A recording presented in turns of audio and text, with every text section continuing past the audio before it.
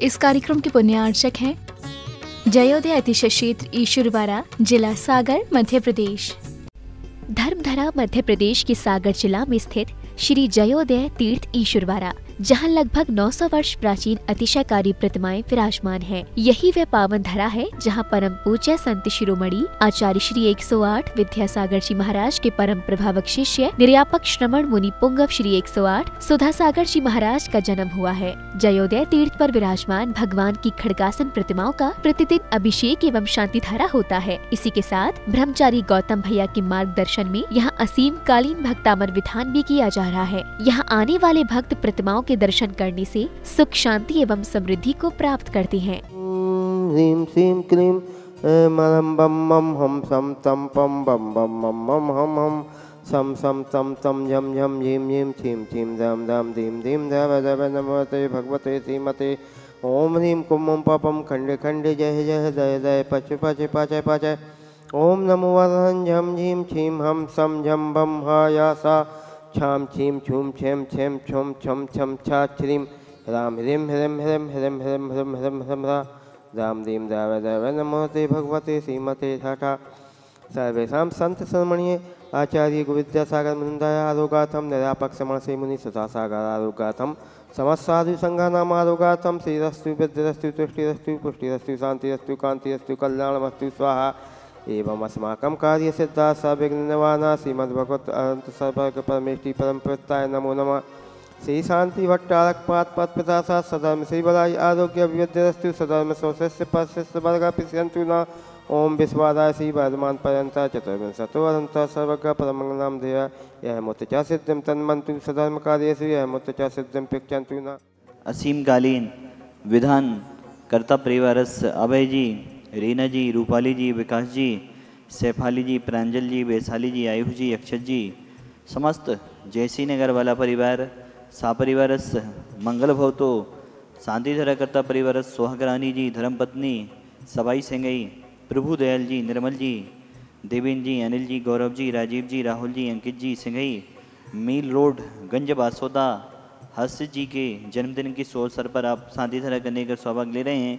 साथ में आपने 2 विधान के पुण्याजिक बनने का सौभाग्य लिया है। एक विधान हर्ष जी के नाम से आपका हर साल होगा, एक विधान अक्षय जी के नाम से हर साल होगा। समस्त मील रोड गंजवासोदा वाला सिंगई परिवार सापरिवारस मंगल भवतु। श्रीमती बबीता जी ईश्वरवाड़ा जन्मदिवस सु अवसरे अपि सापरिवारस मंगल भवतु।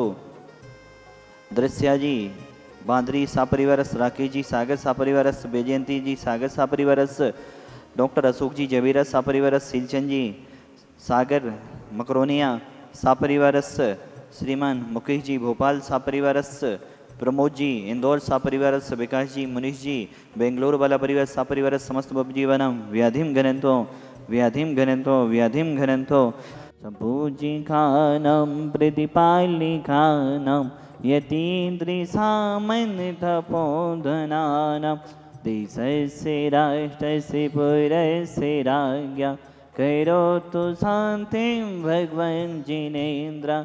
बहुत सारे श्रावकगण आते हैं जयोदय तीर्थीश्वरवाड़ा। जब वह जयोदय के बाद अतिशय क्षेत्र पढ़ते हैं तब वह पूछते हैं कि यहाँ पर क्या अतिशय हुए।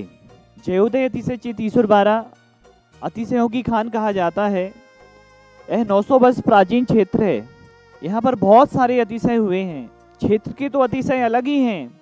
हजारों हजारों लोगों के जीवन में जो अतिशय घटित हुए हैं, अगर उन पर एक किताब लिखी जाए तो वह भी किताब लिख सकती है और ना जाने कितनी किताबें लिखी जा सकती हैं। क्योंकि यह क्षेत्र एक 900 वर्ष प्राचीन क्षेत्र है, कोई नया क्षेत्र नहीं है। पाड़ा साई जी को जब स्वप्न आया तब पाड़ा साई जी ने अपने स्वप्न को साकार करने के लिए इस क्षेत्र का निर्माण किया।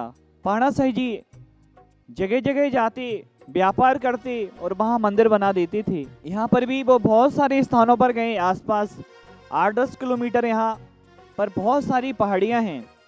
उन्होंने कई पहाड़ियों को चुना मंदिर बनाने के लिए, लेकिन जैसे ही वो मंदिर बनाने के लिए तैयार होते थे उनके भाव अपने आप बदल जाते थे। उनके भाव वहाँ पर मंदिर बनाने के नहीं करते थे। धीरे धीरे वह यहाँ पर आए, इस स्थान को उन्होंने देखा और इस स्थान में उन्होंने बहुत संघर्ष किया। ऊपर तक नीचे से जंगल था। जंगल में से उन्होंने रास्ता बनाया और रास्ता बनाकर उन्होंने बहुत ही संघर्ष के साथ यहाँ पर मंदिर बनाया। इस क्षेत्र पर वह तो मंदिर बना के चले गए, इस जगह फिर मंदिर की रक्षा कौन करेगा, यह विकल्प अनेक लोगों को था। लेकिन लोगों के विकल्प को साक्षात देव लोगों ने उस समय दूर किया जब यहाँ पर बहुत सारी आताताई शक्तियाँ आईं। उन्होंने भगवान को नष्ट करना चाहा। भगवान के आगे जो दरवाजा लगा था उस दरवाजे के ताले को तोड़ दिया और भगवान के पास जाने लगे। 10-15 लोग थे, हथियार आदि लेकर आए थे। जैसे ही भगवान के पास पहुंचते हैं, भगवान को खंडित करने के लिए तीनों भगवानों के नीचे से, सादीनाथ, कुंथनाथ, अरेनाथ भगवान के नीचे से अनेकों बिच्छू निकलते हैं काले कलर के, और वह बिच्छू निकलते जाते हैं। जैसे ही वो उन बिच्छुओं को देखते हैं, कितना विकराल बिच्छुओं का झुंड हमारे पास आ रहा है, तो वे मंदिर में से बाहर निकलते हैं। जो मंदिर को भगवान को नष्ट करने आए थे, उन बिच्छुओं ने उनको छूने भी नहीं दिया और मंदिर में से बाहर उन बिच्छुओं ने कर दिया और इन बिच्छुओं ने भगवान की रक्षा की। ऐसे अनेकों देवकृत यहाँ पर अतिशय हुए हैं। डाकू यहाँ पर डाका डालने के लिए आए। उन्होंने एक बाजू में पेड़ था, शिखर के बाजू में, उस पेड़ पर चढ़कर उन्होंने कलश को चुरा लिया, नीचे ले आए। और जैसे ही उन्होंने अपने हाथ में उस कलश को लिया, एक दूसरे जन लेते गए और उनके भाव बदलते गए। सभी डाकुओं ने बाद में कहा, हम इस कलश को चुराने आए हैं, लेकिन हमारा इस कलश को चुराने का भाव नहीं हो रहा। दूसरे ने कहा, हमारा भी भाव नहीं हो रहा।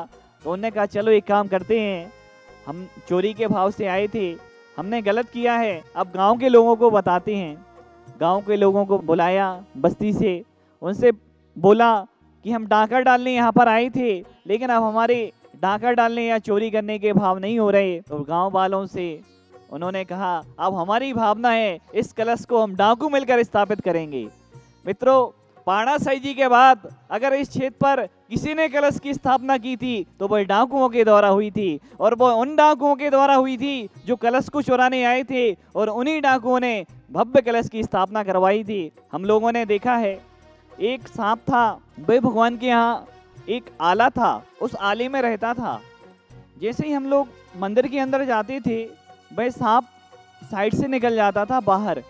विकराल सांप सबने देखे हैं, हमने भी विकराल सांप देखा, लेकिन इतना समता परिणामी सांप, किसी से बोल नहीं रहा, किसी को फन भी नहीं उठा रहा, ऐसा सांप हम लोगों ने पहली बार देखा। जैसे ही भक्तगण आए, वह बाहर निकल गया, और जैसे ही जब तक हम लोग मंदिर के अंदर रहते थे, तब तक वह सांप भगवान के मंदिर के आसपास कहीं दिखता नहीं था। लेकिन जैसे ही जब हम लोग बाहर आते थे, वह पुनः सांप भगवान के पास आ जाता था। ऐसा 5-7 साल तक हम लोगों ने सांप देखा है। अभी भी दिखता है, लेकिन अभी एक यहाँ पर पेड़ है, पेड़ के पास दिखता है, अब भगवान के आसपास नहीं दिखता, क्योंकि उसकी भी भावना है कि हमें देखकर कोई डर ना जाए, हमें देखकर कोई मंदिर से बाहर ना हो, इसलिए अब वो भगवान के पास तो नहीं रहता, लेकिन इस क्षेत्र के आसपास लेकिन जरूर रहता है। कभी किसी से बोलता नहीं, कभी किसी को डसता नहीं, कभी किसी को फन भी नहीं उठाता। मित्रों, इस साइड हम लोगों ने बहुत उत्तर साइड देखा है, कई बार हम लोगों ने अभी 15-20 दिन पहले ही देखा। विकराल है, भगवान के पास ना आकर अपना कल्याण कर रहा है। अनेकों अतिशय इस चीज से जुड़े हैं। यहाँ पर गाज गिरी, आकाशीय बिजली गिरने से मंदिर की दीवार गिर गई। मंदिर की दीवार गिरने से बड़ी बड़ी शिलाएं गिरती गईं, लेकिन यहाँ के 2 श्रावकगण, श्रीमान कोमल चंद जी, श्रीमान प्रकाश चंद जी पूजन कर रहे थे। उन लोगों को कोई आवाज नहीं हुआ, कितने बड़े बड़े पत्थर उनके ऊपर से निकलते जा रहे हैं। गर्भगृह में वो दीवार गिर गई है। जैसे ही उन लोगों ने पूजन पूर्ण की और उन लोगों ने देखा कि पत्थर का इतना बड़ा ढेर लगा हुआ है, और वह पूजन के बाद घबराए, फिर गांव वालों के नीचे बुलाया। सब लोग उन्होंने आके देखा कि इतनी बड़ी आकाश, ये बिजली गिरने से पत्थरों का ढेर लग गया, लेकिन ये लोग पूजन कैसे करते रहे और इन लोगों का कुछ नहीं बिगड़ा, क्योंकि वो पत्थर तीनों तरफ से दीवार गिर गई और उनके ऊपर से पत्थर निकलते गए और उन लोगों को कोई आभास भी नहीं हुआ। ना जाने कितने अतिशय इस क्षेत्र से हुए हैं, इसलिए इस क्षेत्र को अतिशयों की खान कहा जाता है। बोलिए आचार्य गुरुदेव विद्यासागर जी महाराज की जय। निर्यापक श्रवण मुनि श्री सुधा सागर जी महाराज की जय। इस कार्यक्रम के पुण्यार्चक थे जयोदय अतिशय क्षेत्र ईश्वरवाड़ा, जिला सागर, मध्य प्रदेश।